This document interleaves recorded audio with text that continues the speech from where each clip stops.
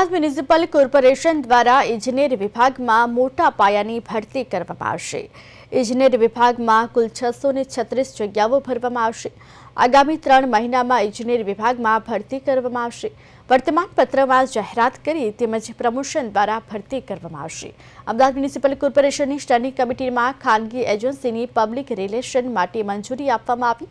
Ahmedabad municipal કોર્પોરેશનમાં હાલમાં publicity વિભાગ ઉપરાંત વધુ એક ખાનગી PR એજન્સીને કામગીરી સોંપવામાં આવી।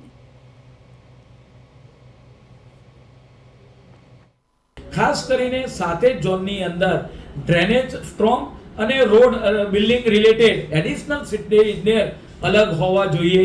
તે માટેના આધારે 7 નવા એડિશનલ સિટી ઇજનેર લેવાનું।